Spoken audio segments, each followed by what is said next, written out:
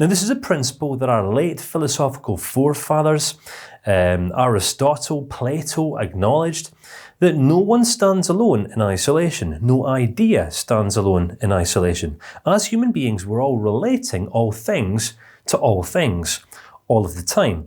Now, that might seem like a really big, random, abstract out there idea, but this is kind of what has given counselling psychology its foundations. Not just one or two perspectives.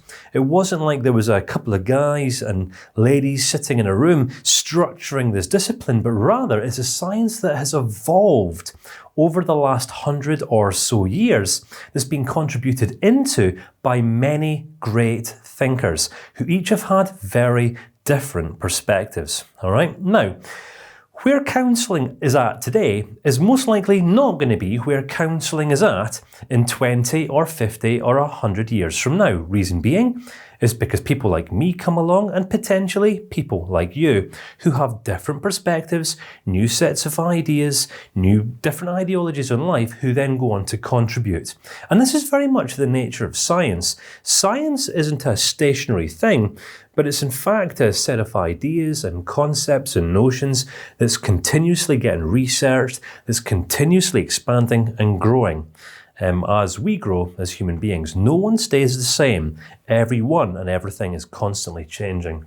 The first approach that I want to acknowledge, without weighing too heavily on, is a psychodynamic approach. Now, this approach to psychology or counselling and counselling was initially kind of conceptualized by the late Sigmund Freud. All right, one main area of interest in Sigmund Freud's life was dream interpretation. He wanted to look for the deeper meanings of our dreams, our interpretations of dreams, what dreams mean about our past, what dreams mean about our future.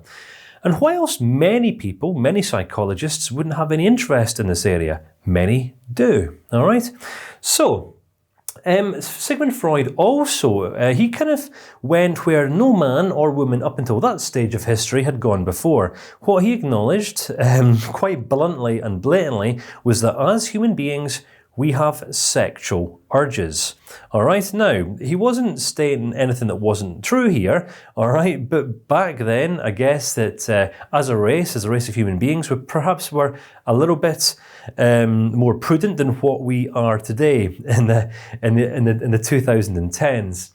So what Freud wanted to explore, what fascinated him, was how it is and how it was and how it has been that we as human beings have related to our parents. All right, he said that we all learn, or that many of us learn sexually. All right, okay. Now this might sound like really random abstract thinking, but he acknowledged that how our sexual urges in life impact our decision making, how it is that we relate to other people. He also looked at how it is that we relate to our parents, how it is that we learn our identity, our values, how it is that we develop beliefs, and so on and so forth, in relation to how it is that we relate to our parents, our role models in life, if you like.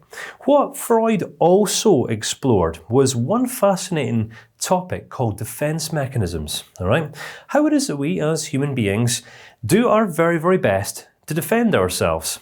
Now, if you think about it, no one likes, or very, very few people like acknowledging that they're wrong. Many people don't like acknowledging that they don't know everything, which means that when a person perhaps is slightly insecure by nature, they're going to do their very, very best to preserve what they perceive themselves as having. I.e., if a person feels unloved or unworthy or something like that, and then another person comes along and criticizes them or perhaps points a finger or blames them, then what happens? We automatically do our best to defend ourselves. So what Freud explored and just simply acknowledged was the different ways in which we do this. Some people will defend themselves by by laughing off the serious. Some people will defend themselves through dismissal of truth.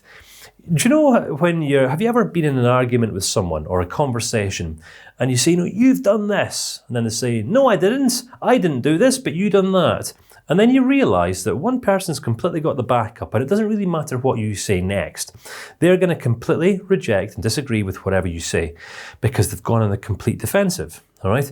Now, it's important to note that if a person goes on the defensive, this isn't going to be because they're bad, you're good, you're bad, or they're good, or anything like this. So that's all to do with psychodynamic for now. Let's move on to humanistic. This is the second of the 5 main approaches. One of the 5 main areas that counselling psychology draws its main ideas from.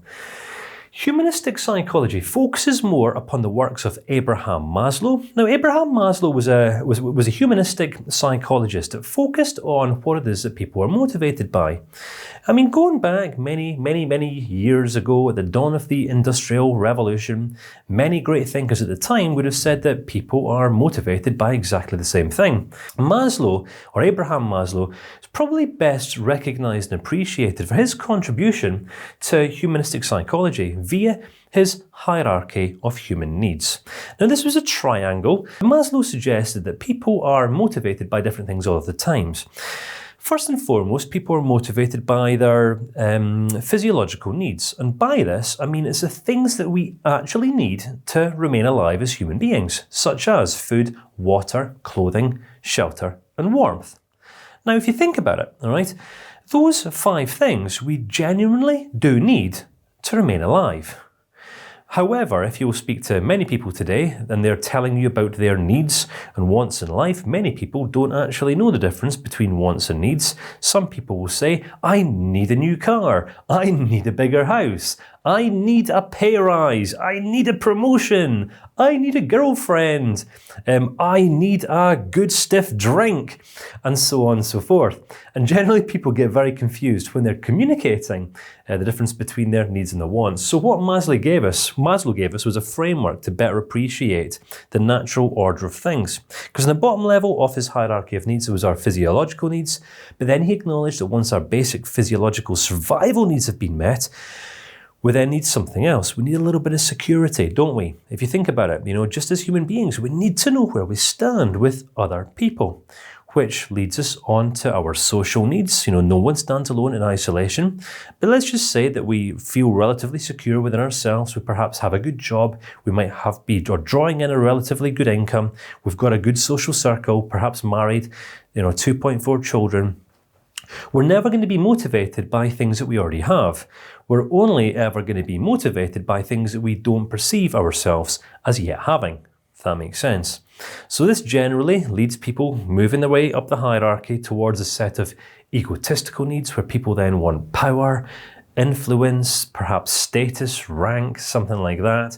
And if people then get to that stage, there's nowhere else left for them to go apart from self-actualization, where people focus less on the accumulation of wealth and stuff and accomplishing things out there in the world and getting things, but rather they focus their efforts more on becoming more, right? On being all that they can be, which is a very different approach in life. This is all about being human. There's a difference between being human doings, when we are doing stuff all of the time, defining ourselves by what we do, and being human beings, when we're just simply being who we are. The fascinating thing about counselling psychology, and you will discover this pretty quickly as soon as you start practicing or making yourself available to start practicing.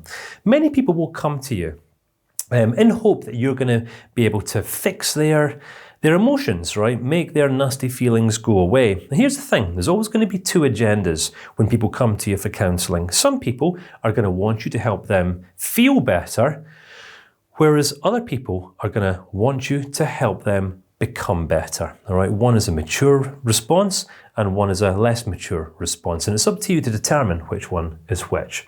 But this is pretty much the essence of the humanistic approach. Again, Carl Rogers, he focused more on the person-centered attitude. All right, and this is where we as practitioners or human beings can completely empty ourselves of ourselves. Now that might sound like a really radical idea, but if you think about it, right? Have you ever been in a conversation or a discussion with another human being and you just know, you sense, you can feel that you have their full undivided attention? Well, those are the people that we trust in life. And if we want to be effective as counselling psychologists, then this is how we have got to learn to become. It's when other people are communicating to us and we are becoming, or we have become, completely free from our own perspectives, our own prejudices, our own discriminations, and all of these things go on inside of us, our sexual urges as well, because sometimes as men or women, we might end up sitting opposite a member of the opposite sex or the same sex that we find ourselves being attracted to. All right, and these things are perfectly natural. They're normal. It happens inside of every single one of us. Except if we allow that to enter a counselling therapeutic relationship, it stands to do the other person more damage than good. All right, so I'm going quite broad here, all right, but just simply acknowledging all the different approaches and the main ideas that are going to impact the approach that we take towards counselling. All right, so UPR stands for unconditional positive regard. Now, if you have ever studied any of the other helping disciplines, such as cognitive behavioural therapy, perhaps neuro-linguistic programming. Now, neuro-linguistic programming has really only been around for around about 40 years. Cognitive behavioural therapy for a lot longer. And again, this is where ideas build and base themselves upon ideas. Carl Rogers was possibly one of the first humanistic psychologists who acknowledged this concept, unconditional positive regard. And this is when, again, we become so completely aware of how it is as human beings that we naturally discriminate against other people. It's only when we become aware of our discriminations can we stand ourselves apart from them, all right? And it's only once we've stood apart from our own prejudices and discriminations that we can start bringing our absolute all and this unconditional positive regard, this unconditional acceptance of other people. Here's the thing, think about it. You know, what happens if you are in a counselling discussion relationship with another person who's perhaps raped someone? How about you're sitting opposite someone who has literally been giving in to their sexual urges their whole life? They have a real lack of personal boundaries. Now, you can have an opinion about this other person. You can say, yes, that person's bad. That person shouldn't be doing that thing. Do you really think that you're now the kind of person that's worthy of this other person's trust? Bearing in mind, as counselling psychologists, it's not our role to have an opinion.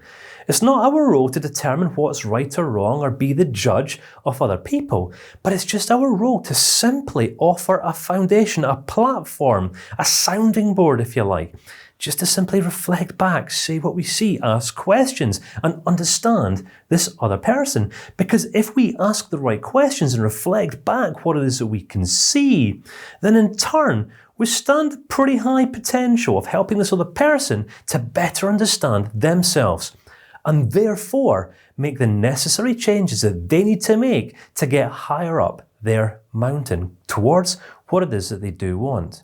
You with me? Does this make sense?